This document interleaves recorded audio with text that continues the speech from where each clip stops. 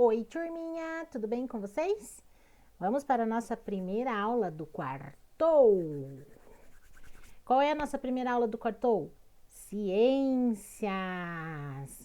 Então, deixa eu só fazer um comentário antes de começar a aula aí, que um aluninho colocou lá que o comentário de ontem da aula de matemática, né, que a prof pediu para colocar nos comentários, um aluninho colocou lá que não gostava de matemática, mas que agora tá gostando, ó. Muito lindo isso, tá bom? Muito lindo mesmo. Fiquei bem feliz, tá bom? É isso aí, vamos gostar, vamos gostar. Quartou, tush, tush, quartou, tush, tush. Vamos lá então, gente? Hoje nós vamos falar sobre geração de energia, agropecuária e indústria. Qual é a relação disso tudo, né? Olha a prof mandando ali energia para vocês, ó, boas energias, mas não é dessa energia aqui, ó, que a prof tá mandando aqui de amor para vocês que nós vamos falar, tá? Mas essa também é muito bom receber. Então recebam aí, ó, todas as vibrações, as energias boas de amor da prof Sandra para vocês, tá bom? Vamos lá então. Vamos começar pela correção. Deixa eu pegar o meu planejamento aqui, que eu sei que nós vamos fazer a correção da página 12 à página 14. Ó, a prof colocou bem na frente aqui. Prof Sandra. Então, vamos lá. Aqui a prof só deixou, como em toda disciplina, a prof deixa aqui pra gente fazer uma revisão, dar uma repassada aí no que a gente já viu. Que a água é importante para os seres vivos e que ela tem diversas finalidades. Ali a gente falou do consumo residencial, de como é feito o tratamento, aqui a distribuição da água, nós falamos o passo a passo na aula passada, certo, gente?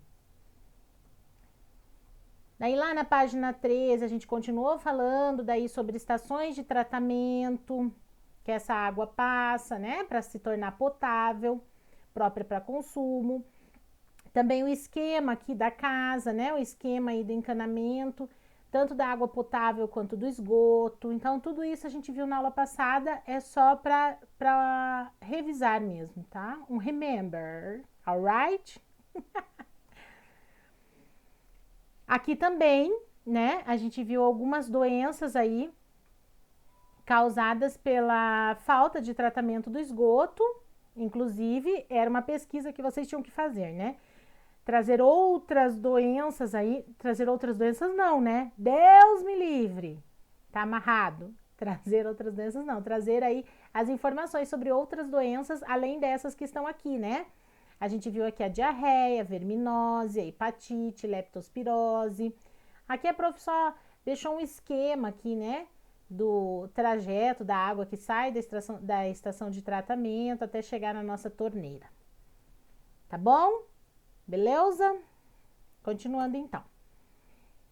Na página 15, nós tínhamos exercício. Então, vamos lá. Sobre as estações de tratamento de água e esgoto, faça o que se pede. Nas cidades, as pessoas raramente utilizam água diretamente dos rios. Considerando a realidade do lugar onde você mora, responda. De onde vem a água utilizada, na verdade até a página 15, a nossa correção, a prof falou até a página 14. De onde vem a água utilizada pelas pessoas do bairro ou da cidade onde você mora? Rio, represa ou poço? Gente, a água que nós utilizamos vem da represa, tá bom? Então, ó, da represa. Eu já vou falar aqui, ó, sobre essas imagens que a prof colocou aqui, que não estão no livro de vocês. Letra B. Essa água passa por algum tipo de tratamento antes de ser distribuída à população? Duas perguntas em uma. Sim. Em caso afirmativo, quem realiza esse tratamento? A Sanepar, tá bom? Que é a companhia de saneamento aí do Paraná, Sanepar. Em sua casa, há caixa d'água? Uma pergunta pessoal. Perguntem a seus pais ou responsáveis quando foi a última vez que ela foi limpa. Lembra que a prof falou que a caixa d'água deve ser limpa pelo menos uma vez a cada 6 meses. Isso quer dizer 2 vezes ao ano. Pelo menos, tá? Número 2, a falta de tratamento de esgoto pode causar inúmeras doenças. Com a ajuda de um adulto, pesquise o nome de outras 3 doenças que podem ser causadas pelo contato com esgoto não tratado. Então, eram doenças diferentes do gibi, tá bom? Então, olha lá. Giardíase, cólera e febre tifoide, tá? Todas elas causam desconforto, vômito, diarreia. Ali a febre tifoide é óbvio, né? Causa febre também. Então, assim, são doenças que deixam a pessoa, assim, muito debilitada, tá? Número 3. Então, quem não fez, gente, eu sugiro que façam e pesquisem essas 3 que a prof colocou aqui, tá bom? Número 3. Somente 45% do esgoto é tratado no Brasil. Existe estação de tratamento de esgoto na cidade onde você mora? Yes, existe estação de tratamento de esgoto. E aqui, ó, a prof traz para vocês, nessa imagem aqui, nessas 2 imagens, aliás, 2 imagens da estação de tratamento Iguaçu, Itaiguaçu, estação de tratamento de água, tá? E essa estação, por que a prof trouxe essa? Que é a mais antiga da Sanepar, que é a empresa que cuida aqui do tratamento de água, né, do Paraná. Então, ela tem 50 anos de história, essa estação de tratamento, tá? Então, a prof trouxe para representar aqui que realmente existe estação de tratamento e nós temos uma aí com 50 anos de história, tá bom? Continuando então, gente. Agora sim, vamos falar sobre geração de energia. Liga aí a tomada, bonequinho. Muito bem. A energia elétrica é usada para iluminar nossas casas, ligar os eletrodomésticos, fazer funcionar as indústrias e os aparelhos usados em hospitais, entre outros. Mas você sabe o que a energia que faz... Mas você sabe o que a energia que faz as lâmpadas acenderem tem a ver com a água? Vocês sabem? A força do movimento da água produz energia elétrica, que é transmitida até as nossas casas, fazendo as lâmpadas acenderem. Observe como a força do movimento da água é transformada em energia elétrica. Então, aqui a prof colocou um esqueminha que vocês têm lá no livro de vocês, na página 16, tá? Eu vou acompanhar aqui pelo livro. Então, aqui, ó, primeiro, a água é armazenada em grandes reservatórios, tá? Essa é a primeira parte. Então, armazena-se a água em grandes reservatórios. Número 2, a água é canalizada até a turbina da usina. Então, aqui, gente, ó, a turbina fica aqui. Então, é feito um canal, ó, para essa água descer até a turbina. Ela é canalizada até a turbina. Número 3, a força da passagem da água faz a turbina girar. Então, a turbina gira conforme essa água escorre aqui, ó, tá? Por esse canal. Vocês estão vendo que ela tem uma elevação? Então, conforme a força da água bate aqui, ó, essa turbina começa a funcionar, tá bom? Faz a turbina girar ali.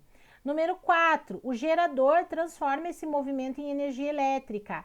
Então, esse movimento é transformado em energia elétrica pelo gerador, que fica aqui, ó, tá? E número 5, linhas de transmissão levam a energia elétrica até as casas, hospitais, fábricas, né? Vocês já viram essa imagem aqui, ó. Essas são as linhas por onde passam aí essa energia elétrica. E é transmitido aí para as casas, enfim, para onde tem luz, tá bom? Para a usina hidrelétrica funcionar, a água é mantida em uma represa, formando um lago artificial, que serve de reservatório. Quando a água é liberada do reservatório, ela sai com muita força, tá? É que aqui, claro, a gente não tem como observar isso, mas ali, como tá dizendo no livro, ela sai com tanta força que ela gira as pás da turbina, que é uma turbina gigante, tá, gente? Não é pequenininha não, uma turbina gigante. Então, aí lembram daquele movimento que a prof falou na aula tecnológica de ontem, sobre o movimento das pás, que causa esse movimento, essa propulsão, esse impulso? É o que acontece aqui com a turbina, tá? Que faz ela girar. Então, a água é liberada do reservatório, sai com grande força e gira essas pás. A turbina se conecta ao gerador, que transforma a energia usada para movimentá-la em energia elétrica, tá? Depois de passar pela turbina, a água volta ao rio do outro lado da barragem. A energia elétrica produzida é transportada por uma série de cabos que são suspensos por torres de transmissão. Ó. Essas aqui, ó, que vocês já viram aí, em algum lugar na rua aí vocês já viram, que são as torres que transmitem através desses cabos aí a energia. No Brasil, a eletricidade geralmente vem de usinas hidroelétricas. Aí vocês vão responder, qual é o estado físico da água utilizada para produzir energia elétrica nas usinas hidrelétricas? Fazer aquele emoji, né? Gente, quem não souber essa, sem pesquisar no livro, eu vou morder a orelha. Virtualmente, eu vou fazer questão de morder a orelha. Pelo amor, né? Qual é o estado físico da água que utiliza-se ali para gerar, para produzir essa energia elétrica? Vamos para o próximo? Então, até a página, deixa eu ver aqui no meu planejamento, até a página 20. Então, na página 17, vamos falar um pouquinho sobre agropecuária e indústria. Você lembra que comeu em sua última refeição? Arroz, feijão, salada, carne. Independentemente do que você tenha devorado, saiba que os alimentos são cultivados pela agropecuária. Vocês já trabalharam agropecuária no 4º ano, no 3º ano, né? A agropecuária é um conjunto de práticas relacionado ao cultivo de plantas, que é a agricultura, e criação de animais, que é a pecuária. Ambas as práticas são para atender ao consumo humano ou fornecer matéria-prima para a fabricação de diversos produtos. Então, esses alimentos são cultivados pela agropecuária e que a maior parte da água retirada do ambiente é utilizada na produção desses produtos. Como assim? Nós já vamos entender. Além disso, grande quantidade de água é utilizada na indústria para a fabricação de carros, roupas, televisores, celulares, entre outros produtos. Sério, prof? Sério. Tudo que usamos, vestimos e comemos utiliza água para ser produzido. Tudo, tudo. O que muda de um produto, de um alimento ou de uma roupa para outra aí nesse processo? É a quantidade de água, mas tudo utiliza água. Então, aqui, ó, na agricultura, a agricultura é uma atividade que demanda o uso de água para a cultura dos alimentos e a manutenção das lavouras em diferentes regiões do mundo. Precisa de água, né, para as plantas sobreviverem. Aproximadamente 70% de toda a água doce disponível no mundo é utilizada nas irrigações de lavoura. Na irrigação das lavouras. Gente, 70% de toda a água do mundo. É muita coisa, né? Para manter aí o nosso alimento. A enorme quantidade de água utilizada tanto no consumo dos animais quanto na irrigação de pastos e culturas de grãos para a alimentação desses animais faz da pecuária a maior consumidora de água doce do ambiente. Por quê?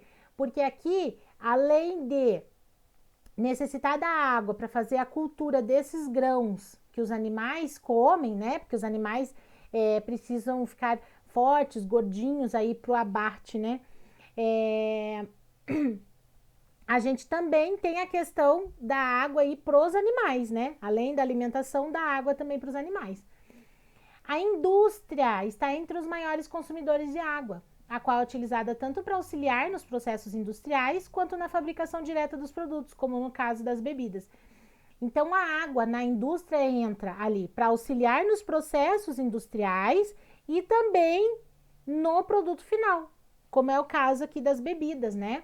Para se fazer o suco, para se fazer a cerveja, diversas bebidas aí a gente necessita da água, tá bom? Então, essa é a relação, um resumo aí da relação entre agricultura, indústria e pecuária, tá?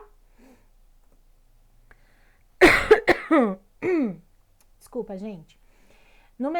Página 18. Água invisível. Como a produção de alimentos e até de celulares pode reduzir as reservas de água. Vamos entender isso agora. De uma forma geral, quando se pensa em quanto de água é consumida ao longo do dia, é comum lembrarmos apenas das ações cotidianas, como tomar banho, preparar comida, escovar os dentes, lavar o carro ou as roupas. Gente, isso aqui é tão fato que quando a gente trabalhou a economia d'água, foi baseado nisso aqui que vocês pensaram nos vídeos. De que forma eu posso economizar água? No banho, ao escovar os dentes, ao lavar as roupas, né? Então, a gente associa primeiramente a água a isso. Em geral, não nos ocorre que existe também o gasto invisível, que é a quantidade de água usada durante a produção de praticamente tudo que é consumido. É fundamental ter consciência sobre esse consumo invisível de água, que é tão ou até mesmo mais importante quanto os gestos de consumo da água que a gente vê. Gente, esse consumo invisível, então, ele é tão ou mais importante do que o consumo da água que a gente está vendo, né, ser consumida. Segundo dados da ONU, cada pessoa consome diariamente de 2 a 5 mil litros de água invisível contida nos alimentos. Para chegar a esses números, os pesquisadores analisam toda a cadeia de produção de um bem de consumo, com cálculos baseados em padrões que variam conforme os processos e a região de cada produtor. Então, como é que eles fazem essa análise aqui, ó? Eles analisam toda a cadeia de produção de um bem, desde o início até a finalização desse produto, tá? Por esses cálculos, por exemplo, uma única maçã consome 125 litros de água para ser produzida. Gente, uma maçã, 125 litros de água para ser produzida. A pecuária também é responsável por um consumo alto de água. Para cada quilo de carne bovina, são gastos mais de 15 mil litros de água para cada quilo. Essa quantidade se refere à água e à alimentação utilizadas para o gado até que ele atinja a maturidade. E também a tudo que é gasto no processo do frigorífico, como limpeza e resfriamento do ambiente. Veja bem, não é só a questão que a prof falou na página anterior ali, da cultura dos grãos para o gado, né? Da água que o gado bebe, mas de tudo. Lembrem do processo, né? Desde o início ali, como a gente falou, toda a cadeia de produção. Desde o início até a finalização. Então, entra ali, ó, entra ali a limpeza, que é o que se gasta de água no frigorífico, né? Resfriamento do ambiente, tá bom? Vamos para o próximo. Na página 19, vocês têm uma imagem ali, ó, a água que não vemos. Analise a quantidade aproximada de água necessária para produzir alguns produtos. Então, o livro traz um resuminho ali de alguns produtos, né? Então, vamos ver. Ó, uma folha de papel A4, uma unidade, uma folhinha, gente, ó. Uma folhinha. São gastos 10 litros d'água, tá? Para produzir uma folha de papel A4. O açúcar, 1 kg de açúcar, 1.500 litros d'água. Camiseta de algodão, uma camiseta, 2.700 litros. Um frango de 1 kg, ó, 1 kg de frango, né? 3.900 litros. Queijo, 1 kg de queijo, 5.000 litros. A carne bovina, né? A gente acabou de ver, 1 kg de carne bovina, 15.000 litros. Computador, gente, olha aqui, ó, que curiosidade, 35.000 litros d'água. E o carro, ó, um carro, ó, gente, 400.000 litros d'água para se produzir um carro. Vocês estão vendo a importância de nós economizarmos água de todas as formas possíveis? Nós estamos passando aí por um problema de falta d'água, estamos passando por um rodízio, então tem dia que tem água, tem dia que não tem, e a gente começa a dar mais valor, né? Esse rodízio faz com que a gente sinta realmente como a água faz parte do nosso dia a dia e como ela faz falta, né? Em todos os sentidos. Lá na página 20, nós temos atividades. Observe a ilustração que representa, de forma simplificada, o caminho que a água percorre até chegar às nossas casas. Então, aqui, gente, ó, de uma forma bem simples, tá? Tá explicando ali o processo, tá? Ó, o processo aqui da filtragem da água, né? Tá? Então, tá explicando o processo que a gente aprendeu até agora. Enumere as etapas de tratamento e distribuição da água de acordo com a ilustração. Então, se vocês acham que essa etapa aqui, ó, esse número 1 é a etapa de tratamento, então vocês vão colocar número 1 e assim por diante, tá? Número 2, explique como ocorre a produção de energia elétrica com o uso d'água, que a gente acabou de ver nessa videoaula. Como é que ocorre esse processo? Volta lá naquela imagem e vão escrever com as palavras de vocês como é que ocorre o processo, com as palavras de vocês, tá?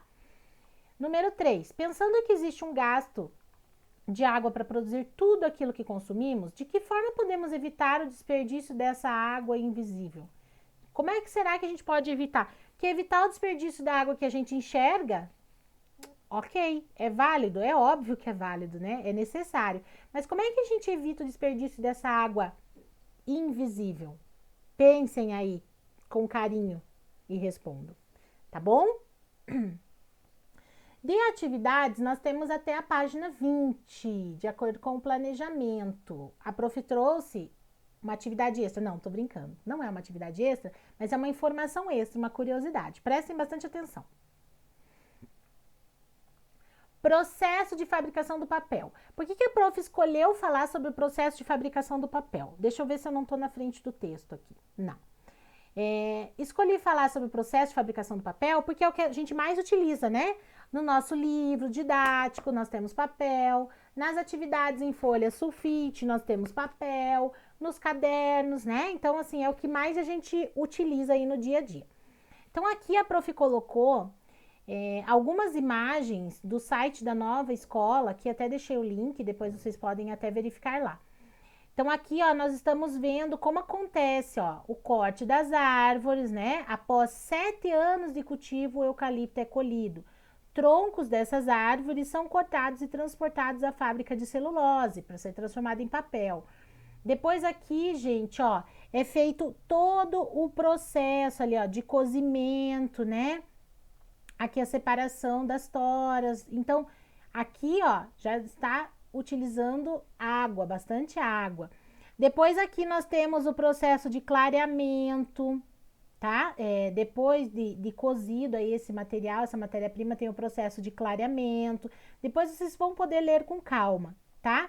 Até chegar aqui, ó, na prensa, a finalização do papel que a gente conhece, tá bom? Então, eu vou ler um pouquinho para vocês, ó.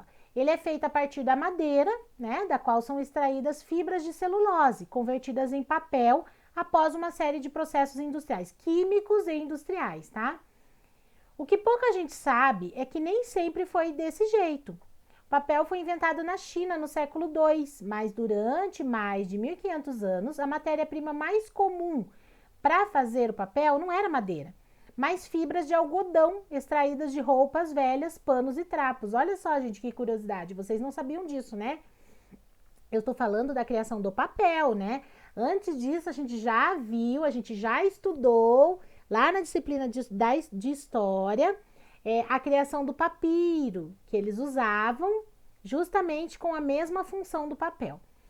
Depois que as máquinas de impressão começaram a se desenvolver, a partir do século XV, o consumo de papel aumentou muito. Por quê? Porque daí já existiam máquinas que reproduziam as coisas, então não era necessário escrever tudo à mão, manualmente. Então é lógico que o consumo de papel ia aumentar muito. E o mundo percebeu que não havia roupa velha que chegasse para publicar livros, revistas e jornais. E outras, né, publicações, enfim. Mas o que eles pensaram? Gente, o consumo aumentou muito com essas máquinas de impressão. Então, não vai ter roupa velha suficiente para fazer esse tipo de coisa, né? Porque aqui eles usavam essa matéria-prima, né, as fibras do algodão. Então, não ia ter matéria-prima suficiente para isso. Alguns reis da Europa tentaram, inclusive, limitar o comércio de trapos. Olha só, gente, limitando o comércio de trapos, temendo ficar sem papel, né? Eles começaram a limitar aí o comércio desses trapos porque eles ficaram com medo de ficar sem papel. Apesar de o francês René Antonier de, aqui fica a critério de vocês pronunciar o sobrenome dele. Então, o francês ter dado a ideia de usar fibras extraídas da madeira, ó, ele deu a ideia de extrair essas fibras da madeira em 1719, mas só a partir de 1850 que diversos inventores, como o alemão Friedrich, acho que é, né, o inglês, e o americano, o inglês Hug, deve ser, e o americano Benjamin, tá bom? O sobrenome fica a critério de vocês, ó, amo vocês. Por favor, mandem áudio com o nome completo deles, desses inventores, tá? Eles tornaram isso viável. Foi preciso aperfeiçoar um método de digerir a madeira com produtos químicos, né? Para se tornar aquela massa. Digerir é tornar essa massa. Quando a gente faz a digestão dos alimentos, é isso que ocorre lá no nosso organismo. Então, a mesma coisa, eles teriam que pensar aí nesse método para digerir a madeira, só que utilizando produtos químicos, de modo a extrair a celulose e obter um papel de qualidade aceitável. Entre os produtos químicos usados estão certos sulfitos, tá? Que são compostos de enxofre. E é daí que vem o nome, por exemplo, do papel sulfite, tá? Por causa desses sulfitos que são usados aí para digerir a madeira. Viu que legal? Duvido que vocês sabiam disso, que nem a prof sabia. A prof teve que pesquisar e eu achei muito bacana. Isso que é o legal de pesquisar. Por isso que a prof fala, eu quero que vocês sejam alunos pesquisadores, porque cada vez que vocês se aprofundam ali no conteúdo, além da apostila, vocês estão pesquisando coisas novas, trazendo coisas novas, né? Como a gente teve na aula de empreendedorismo, não, na aula tecnológica, né? Onde a gente pôde trocar experiências. Isso é muito bacana quando a gente se torna pesquisador das informações, tá? É diferente de você ser um copiador de informações. Quando você pesquisa, você entra de cabeça naquilo, você quer saber mais a respeito daquilo, você traz curiosidades, tá? Isso é ser pesquisador. Hoje, com métodos avançados, é possível aproveitar até 98% da madeira de uma árvore numa fábrica de papel. Então, se aproveita quase toda a madeira, né? Usando a casca e outras partes antes descartadas. Antes, a casca e outras partes eram descartadas. Hoje, elas são utilizadas como combustível para o próprio processo industrial. Na essência, porém, o método de fabricação ainda é o mesmo, desde sua invenção pelos chineses. Quer dizer, o processo de fabricação na essência, lá como eles começaram, é o mesmo. O que muda aí é que entra a tecnologia, tá bom? A industrialização, mais uma vez, presente aí no progresso, tá? Essa informação a prof tirou desse site mundoestranho.abril.com.br, tá? E tem muita coisa legal ali. É bacana? É bacana. Por que a prof trouxe isso para vocês? Gente, vamos falar aí da relação do papel e água. Como a gente viu lá naquela página 19 do livro, né, que nós utilizamos 10 litros para fazer uma folha A4. Para começar, quantas folhas de papel são fabricadas com uma única árvore? Ali a gente estava falando de um papel, né? Mas com uma única árvore. Se considerarmos um exemplar padrão, como o eucalipto, que é o que a maioria utiliza, podemos produzir 20 resmas de papel que totalizam 10.000 folhas de 75 gramas, em tamanho A4 para cada tronco. Gente, resma é aquele pacote com 500 folhas de sulfite, tá? Então, aqui, com uma árvore, a gente consegue produzir aí 20 pacotes daquele. Para produzir 1 quilo de papel, agora vamos falar da água, são necessários 540 litros de água, 1 quilo de papel. Então, pensando agora na questão da economia, ó, uma empresa que gasta em média de 50.000 folhas de papel por mês. Existe, professora? Claro que existe. As grandes empresas gastam em média aí 50.000 folhas de papel por mês para impressão de documentos. Então, pode gerar uma economia aí de 32.000 litros de água, só fazendo o quê? Usando os dois lados da folha, tá bom? Então, quando eles usam os dois lados aí da impressão, para impressão, eles podem ter aí uma economia de 32.000 litros d'água. É muita coisa, né, gente? Isso a gente está falando de uma empresa.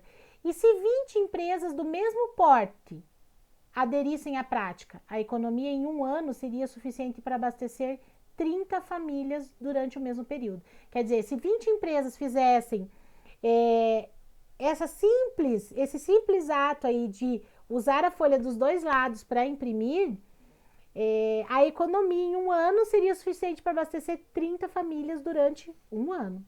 Agora, imagine o quanto seria economizado se todos nós agíssemos da mesma forma. Que tal começar agora, né? É um convite que a Prof faz para vocês em relação ao consumo. Tanto se tem falado em consumo consciente.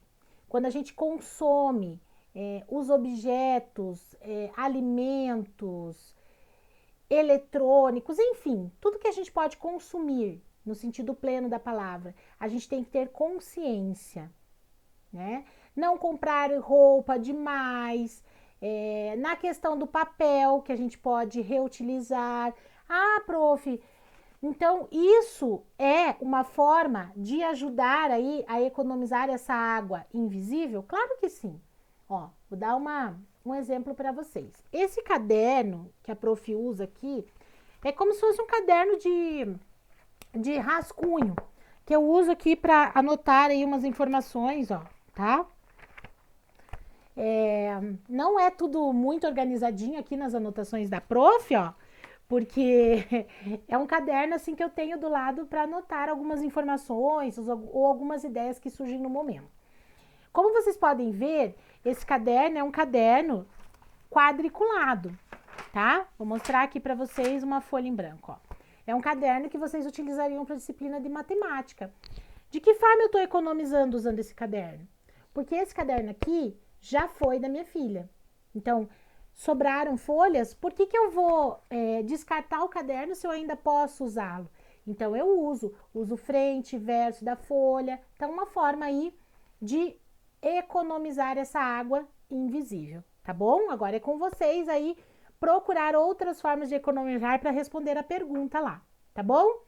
Coloca aí para a prof nos comentários ou lá no grupo do WhatsApp, quem assistir pelo Drive, o que achou dessas curiosidades que a prof trouxe sobre o papel. Eu achei muito legal. Espero que vocês também tenham gostado, tá? Por hoje é só. Essa nossa aulinha, né? Vocês têm aula de espanhol ainda com a prof Elis, tá bom? Hablas espanhol? Não, nem eu. Então é isso. Um beijo. Fiquem com Deus e até a nossa aula de amanhã, a nossa aula do quinto. Aí nós temos a nossa aula ao vivo, tecnológica, e a nossa aula de geografia, tá bom? Um beijo, um cheiro, um carinho, muitas energias positivas, muitas boas vibrações, muito amor para vocês. Recebam, recebam, recebam, tá? Até a próxima aula. Fiquem com Deus. Tchau!